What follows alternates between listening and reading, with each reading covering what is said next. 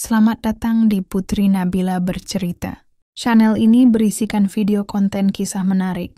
Dukung terus channel ini dengan like, komen, dan subscribe. Yang sudah subscribe semoga dimudahkan rezeki. Langsung saja ke cerita. Rumah itu dulunya tempat aku membayangkan masa depan. Setiap sudutnya menyimpan kenangan. Dari pertama aku dan Damar pindah. Sebagai pasangan baru menikah, hingga malam-malam saat kami berbagi cita dan lelah. Tapi hari itu, rumah itu bukan lagi milikku. Bukan tempatku. Bahkan tak lagi jadi tempatku menangis. Indira, tolong jangan bikin drama di depan orang. Livia datang. Dan aku nggak mau kamu bikin malu. Suara Damar dingin. Tanpa sisa kasih yang dulu pernah menggetarkan hatiku.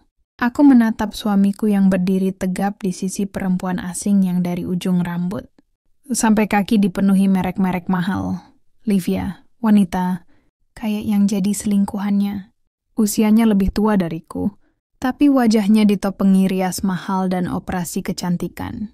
Bukan itu yang membuatnya menang, melainkan uang. Uang yang memikat mertua dan suamiku, membutakan mereka dari nilai kesetiaan.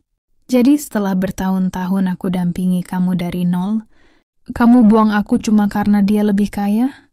Tanyaku, suaraku bergetar menahan air mata yang sudah kering entah sejak kapan. Bu mertua Bu Ratna menyelipkan senyum sinis. Indira, kamu nggak pernah cocok buat keluarga ini. Kamu cuma perempuan kampung yang bawa sial. Livia bisa bantu Damar naik jabatan. Bisa bantu kita buka bisnis lebih besar. Kamu cuma beban. Aku menatap anakku, Dira kecil yang menangis memanggilku. Tapi tangan Bu Ratna mencengkeramnya erat. Anak ini akan diasuh Livia sekarang. Dia butuh ibu yang bisa beri masa depan, bukan yang kerjaannya mengeluh miskin tiap bulan. Hatiku runtuh. Tidak hanya suami, bahkan anakku direnggut. Siang itu, aku pergi tanpa membawa apapun selain tubuhku dan luka batin yang menusuk dalam. Langkahku gontai. Dunia terasa runtuh. Tapi di dalam kepalaku, sumpahku mulai menjerit. Kalian pikir aku lemah? Kalian pikir aku akan hancur? Tidak. Akan datang hari di mana kalian menyesal. Saat itu kalian yang mengemis padaku. Aku akan rebut semua yang kalian bangga-banggakan. Dan buat kalian jadi gembel di jalanan. Dan sejak hari itu Indira yang lama mati. Aku bukan lagi perempuan lembut yang rela mengalah. Aku akan menjadi badai. Hari-hariku setelah terusir, bukan tentang bertahan hidup, tapi tentang merencanakan kebangkitan. Aku tidur di kontrakan sempit di pinggiran kota. Dindingnya lembab, atapnya bocor saat hujan turun. Tapi tempat itu saksi tekadku. Saksi tumbuhnya bara dendam yang kupelihara dengan sabar. Aku mulai bekerja di warung makan kecil, bangun jam 4 pagi, bersihkan dapur, potong sayur, masak, lalu melayani pembeli sampai malam. Gaji tak seberapa, tapi aku menabung setiap sen. Tidak untuk hidup mewah, tapi untuk belajar. Untuk kembali berdiri, bukan sebagai istri Damar, tapi sebagai Indira yang tak bisa diinjak lagi. Di sela-sela istirahat, aku membaca. Kuajak diriku masuk ke dunia digital.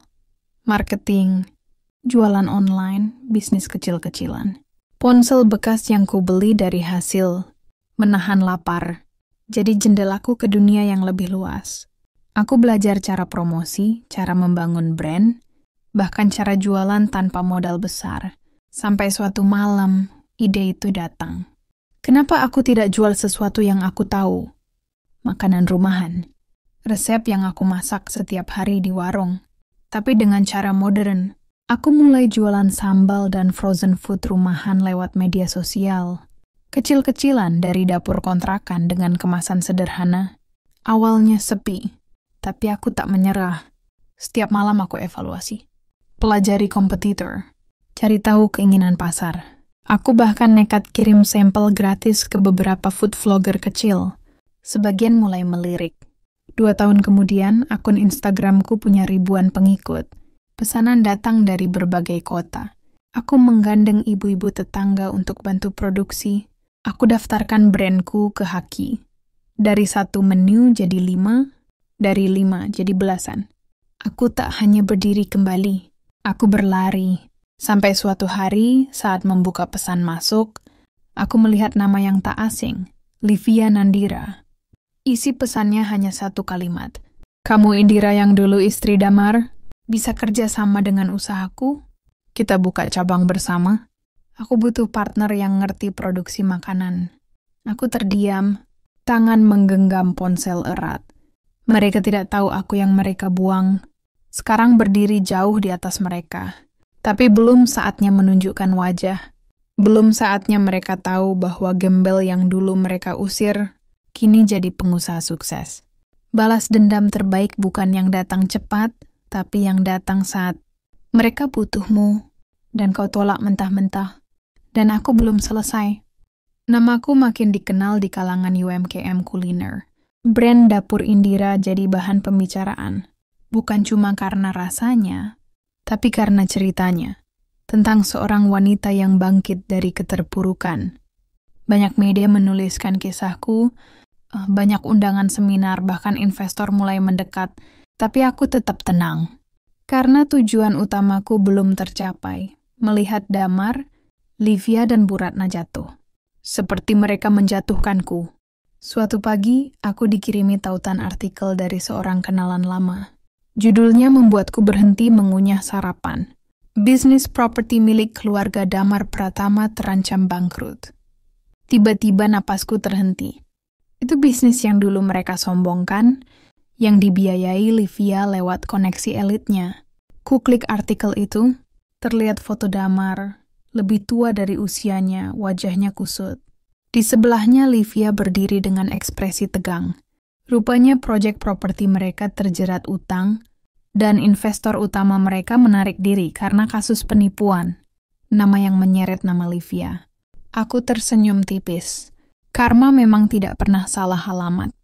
Namun aku tidak hanya ingin mereka hancur oleh nasib. Aku ingin jadi penyebab kehancuran mereka. Maka aku mulai menyusun langkah terakhir.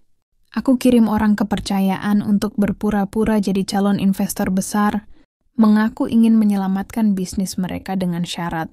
Mereka harus merger dengan bisnis Dapur Indira. Nama itu membuat mereka penasaran dan panik saat tahu itu adalah aku. Tak lama, aku mendapat pesan dari nomor yang tak kusimpan. Nomor Damar. Indira, apa kita bisa bicara baik-baik? Aku sadar aku banyak salah, dan Livia juga sedang banyak tekanan. Kita cuma butuh pertolongan. Kamu kan orang baik. Orang baik? Dulu aku dibuang seperti sampah, tanpa sepatah maaf. Dan sekarang setelah hidup mereka runtuh, mereka datang memohon. Aku tidak langsung menjawab. Ya, aku ingin mereka merasakan rasa takut, ketidakpastian. Aku ingin mereka tahu bagaimana rasanya bergantung pada belas kasihan seseorang yang mereka kira tak punya harga. Beberapa hari kemudian, datang undangan makan malam resmi dari Damar dan Livia, berkedok negosiasi bisnis. Aku datang, dengan gaun elegan dan tatapan tajam. Mereka tidak mengenaliku seketika. Livia bahkan menyapaku dengan basa-basi canggung. Dapur Indira. Ternyata pemiliknya kamu ya? Wah, kamu hebat sekarang. Aku kagum, katanya. Bibir tersenyum palsu. Damar menatapku ragu. Indira, kalau saja waktu bisa diulang aku memotong dengan tenang. Sayangnya waktu tak bisa diulang. Tapi rasa sakit bisa dibayar. Dan waktunya sudah hampir tiba. Malam itu aku tidak menandatangani apapun. Aku biarkan mereka menggantung. Hancur dalam harapan palsu. Karena rencana sebenarnya belum selesai. Aku akan buat mereka bukan hanya jatuh, tapi diinjak oleh orang-orang yang dulu mereka remehkan. 1 pekan setelah makan malam itu, berita buruk datang bertubi-tubi ke keluarga. Damar. Salah satu proyek properti mereka resmi disegel oleh pemerintah karena pelanggaran izin lingkungan. Livia ditarik dalam pemeriksaan hukum karena indikasi penggelapan dana investor. Dan yang paling menyakitkan bagi mereka, media mulai membongkar masa lalu gelap tentang bagaimana Livia menggeser istri sah demi harta. Aku hanya duduk di ruang kerjaku, ditemani secangkir kopi, menonton segalanya dari layar. Dulu aku menangis karena mereka. Sekarang aku tertawa. Dalam diam melihat mereka menggigil di bawah badai yang mereka ciptakan sendiri. Damar mulai mendekatiku dengan lebih agresif. Ia datang ke kantorku tanpa janji, mengendap seperti pengemis kehormatan yang dulu pernah ia injak. Indira, tolonglah. Bisnis kami di ujung tanduk. Kamu punya koneksi sekarang. Kamu bisa bantu kami. Demi anak kita, Dira. Aku menatapnya tajam.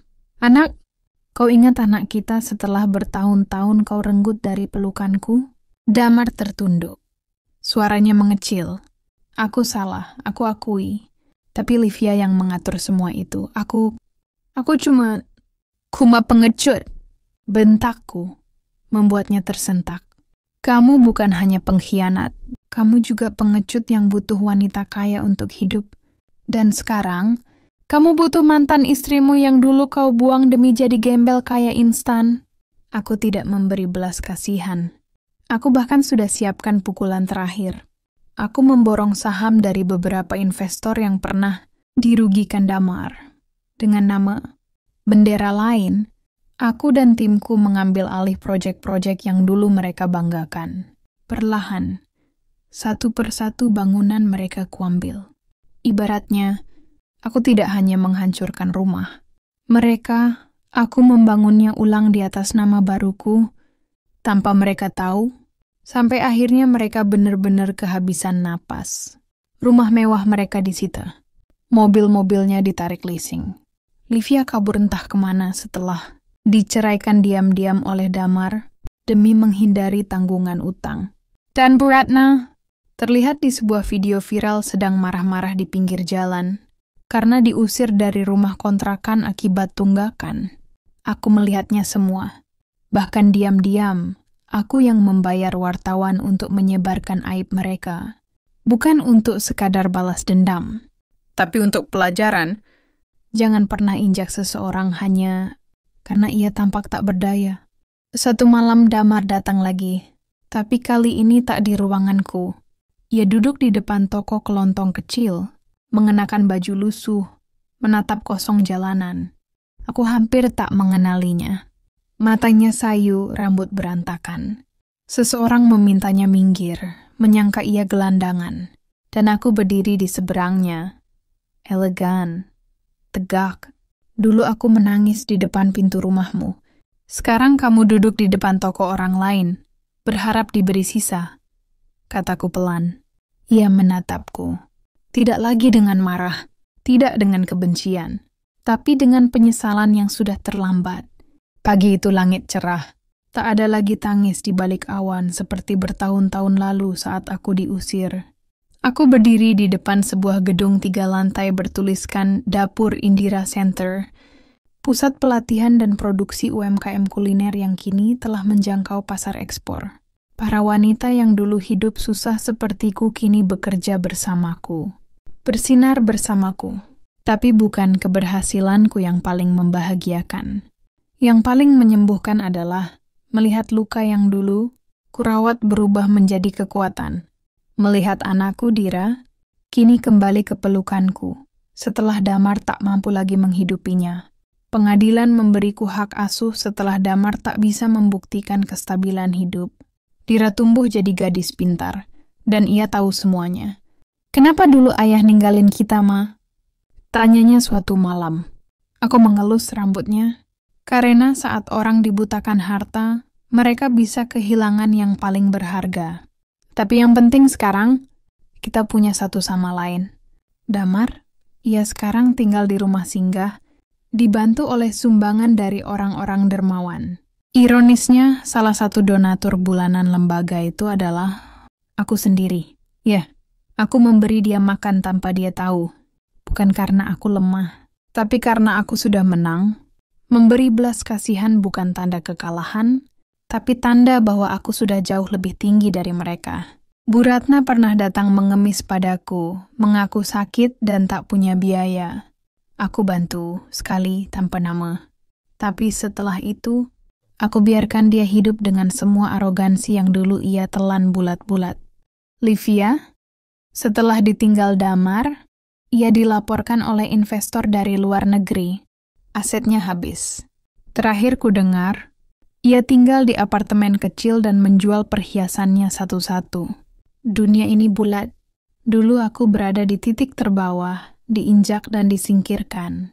Tapi kini aku berdiri di atas reruntuhan mereka, bukan untuk membanggakan dendam, tapi untuk mengingat bahwa aku tak pernah benar-benar kalah. Aku hanya butuh waktu. Hari ini aku tersenyum. Bukan senyum penuh kebencian, tapi senyum damai. Karena aku tahu aku tak hanya membalas, aku menang tamat.